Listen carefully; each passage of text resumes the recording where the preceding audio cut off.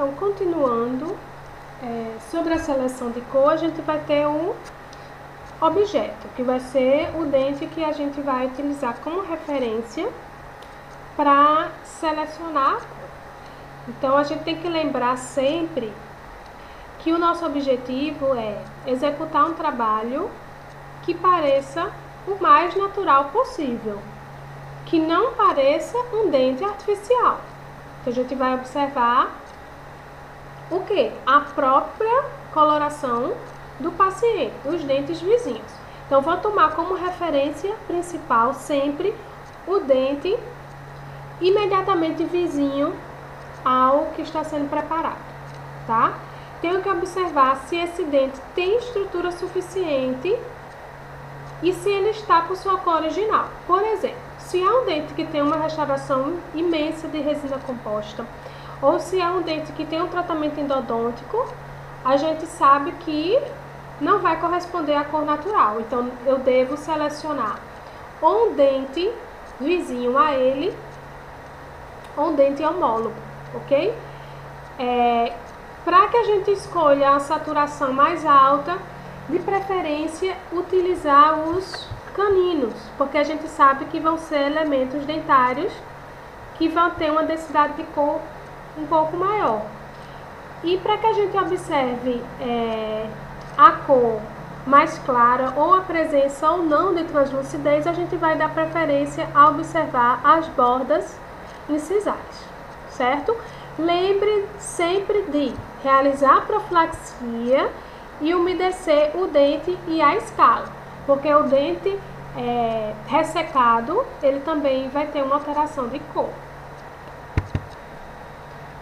Continuando na seleção de cor, um outro ponto fundamental vai ser a luz.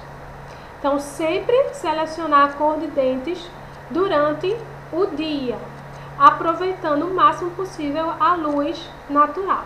Então, a gente diz que o horário ideal para a realização da tomada de cor é das 10 da manhã às 3 horas da tarde.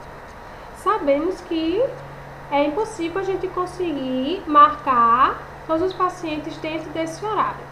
Então, por vezes, a gente vai precisar escolher essa cor de dente à noite, ou fora desse horário padrão, ou o consultório não vai ter uma janela que proporcione a entrada de luz natural. E aí a gente vai ter que lançar a mão da luz artificial.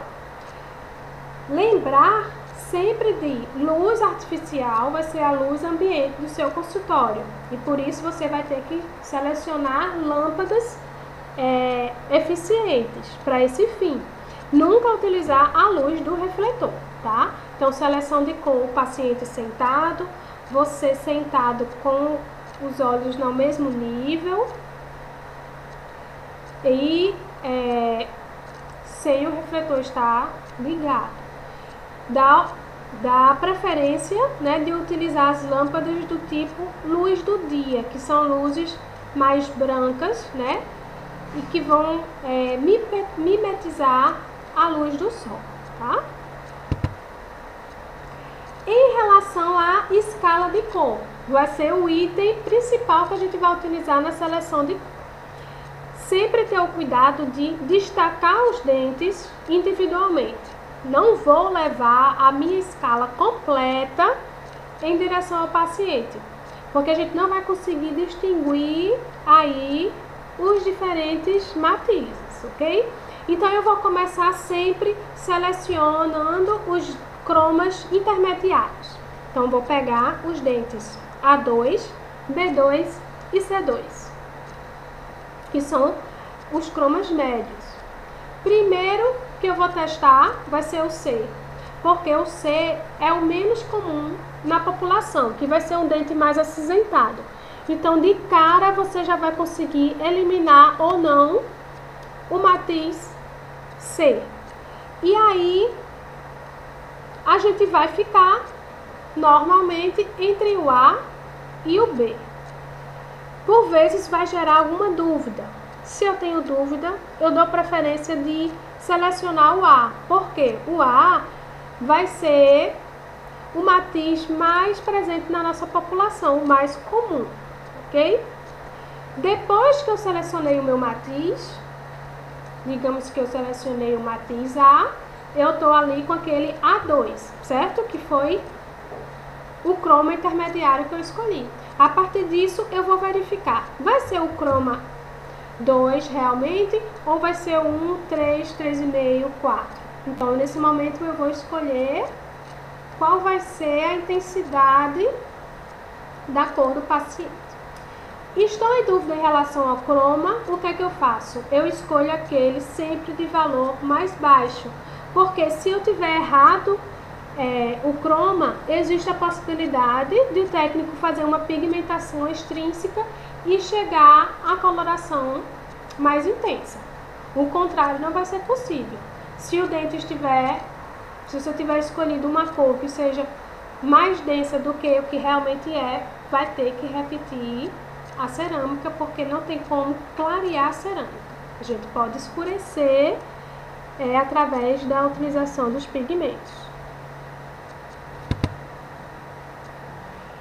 E, além da cor, a gente vai observar sempre essas nuances de características individuais do paciente, tá?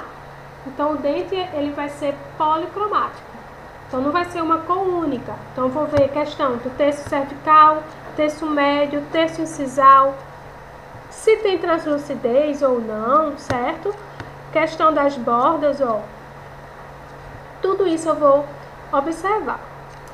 E vou, importante, verificar a cor do preparo. Então, eu vou escolher a cor do dente, que vai ser a cor da minha coroa, através do dente vizinho, ou os dentes próximos. E eu tenho que escolher também a cor do meu preparo, porque é a partir da cor do substrato, se é mais escuro ou mais claro, que o técnico vai poder colocar uma cor de cerâmica intermediária até que chegue à coloração final desejada. Importante sempre essa comunicação. Então, eu vou passar para o técnico, além da cor, como a gente já viu, vou fazer desenhos, fazer esquemas, enviar fotografias. Importante que ele saiba idade, sexo do paciente, tá? Vou fazer esses desenhos com todos os detalhes, se o paciente tem borda translúcida ou não, se tem opacidade. Nos casos mais complexos, a gente pode lançar a mão do enceramento. Então, a partir do próprio enceramento, eu tenho como saber qual formato vai ser mais adequado para aquele dente, a cor do meu provisório. Então, se de repente eu escolhi uma cor do provisório que não ficou tão bacana, eu já sei que eu vou ter que verificar essa cor para o meu dente definitivo. E posso também, em último caso, usar o espectrofotômetro, que são aparelhos auxiliares nessa tomada de cor, ok? Então, a gente passou por toda essa questão da estética relacionada à cor, não só cor, mas cor, formato e textura superficial. Então, vamos entrar um pouco agora realmente nos ajustes, que a gente disse que são os ajustes estéticos e funcionais. Nesse momento que a gente vai conseguir individualizar as características do paciente, porque o laboratório ele vai trabalhar com uma alta demanda de trabalhos protéticos e por vezes acaba se tornando-se um padrão de anatomia ou de formato. E cabe ao cirurgião dentista, conhecendo o paciente clinicamente, fazer as alterações que forem necessárias e comunicar-se com o técnico em relação a isso. E uma arma bastante importante para isso hoje em dia vão ser as fotografias.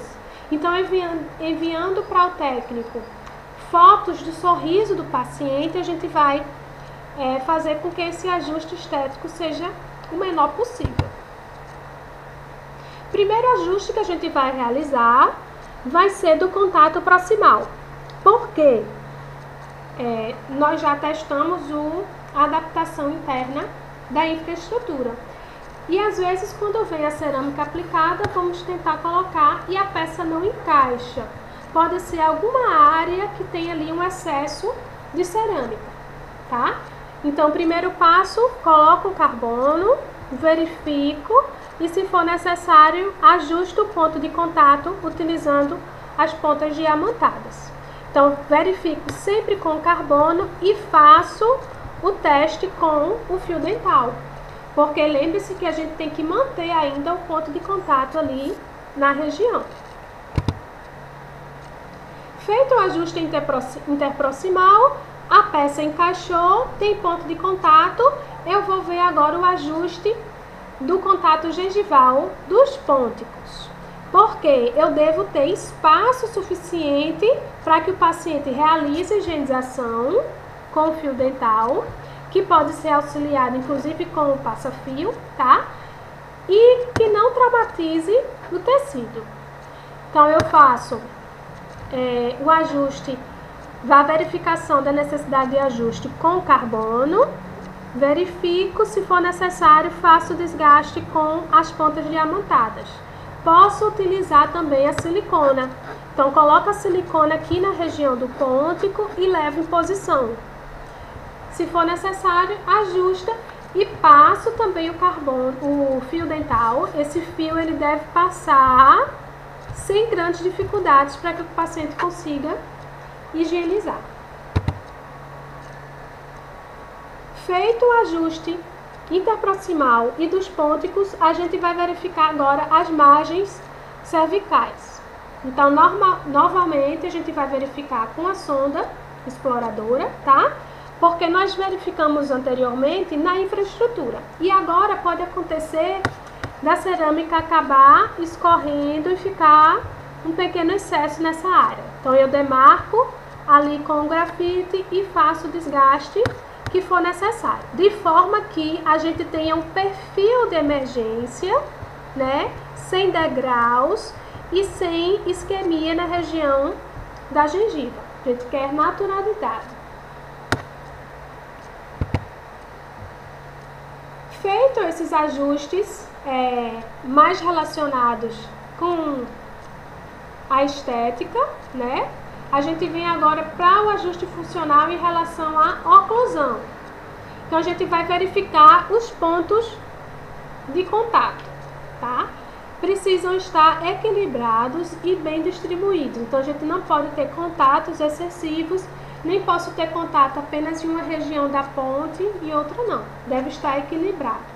Esse ajuste, ele vai ser feito tanto na mordida do paciente, como durante os movimentos de lateralidade e de protrusão.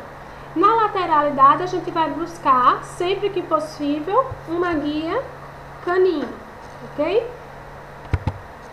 E no caso da protrusão, também verificar para que a gente não tenha um toque excessivo ou um toque limitado apenas à região da ponte. Então, eu preciso ter toque em dente e em cerâmica e um toque equilibrado.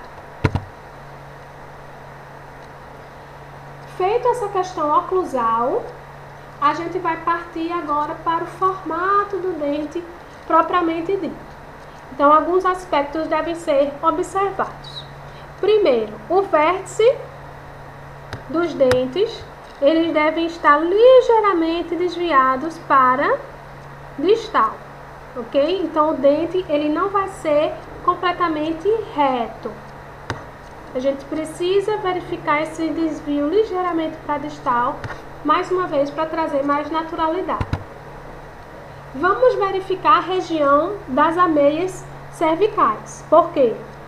Eu tenho que ter espaço suficiente para a papila, mas eu também tenho que evitar os black spaces, que vão ser aqueles espaços vazios, espaços abertos, tá? Porque isso vai atrapalhar tanto a estética, porque a gente vai ter dentes com aspecto mais quadrado ou mais longo, e a gente também vai atrapalhar a fonética, porque a presença dos espaços abertos vão ter escapes de ar e vai atrapalhar o paciente durante a fala. Vamos verificar também as áreas planas. Então, o dente, ele sempre vai ter que ter uma área plana que vai estar relacionada com a sensação de tamanho. Então, se eu quero que o meu dente aparente ser maior ou menor, eu vou ter uma área plana maior ou menor. E essa área plana vai estar relacionada com a forma como a luz vai incidir no dente e vai ser refletida. Então, se eu tenho uma área plana maior, aquele dente vai parecer mais largo. E aí eu vou dosando essa área plana de acordo com o aspecto desejado. A abertura interproximal, né, a gente aqui, principalmente nesse caso, quando a gente trabalha com pontes, porque lembre que no caso da ponte, esses dentes eles vão estar unidos. Mas eles têm que estar unidos existindo uma individualização, que a gente consiga perceber cada dente de forma individual, para evitar um aspecto de teclado de piano, né? Como se fosse todos os dentes unidos em uma única plataforma. Vamos observar também a meia incisal, e aí esses ângulos, tá? Se vai ser maior, menor, mais quadrado ou mais arredondado, vai variar de acordo com o sexo e com a idade do paciente. Então, de modo geral, os dentes femininos eles são mais arredondados, então vai ter uma meia incisal mais delicada, mais arredondada. Enquanto que os dentes masculinos vão ser mais quadrados, com os ângulos mais marcantes. Vamos observar a questão do corredor bucal. Então, sempre que eu observo o paciente de frente, sorrindo, eu tenho que observar apenas a metade mesial dos caninos e dos prés. E esse ajuste vai ser necessário para evitar aquela sensação como se o paciente tivesse um sorriso infinito, né? Os dentes não acabam. A gente tem que ter esse corredor e um fundo vazio que vai delimitar o sorriso do paciente. Então, às vezes, esses dentes eles podem estar muito vestibularizados. Aí, se for um ajuste menor, a gente pode fazer o desgaste, e ajustes maiores precisa enviar o técnico para que ele realize. Ainda sobre o ajuste estético, a gente vai ter que verificar se o sorriso está acompanhando a curva do lábio inferior. Então, as bordas dos incisivos superiores devem estar acompanhando o lábio inferior.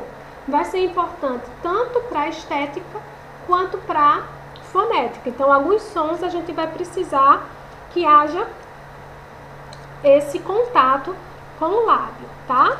E em repouso, a gente diz aí que deve aparecer entre 1 milímetro e 2 milímetros da borda incisal, dependendo também da idade e do sexo, né?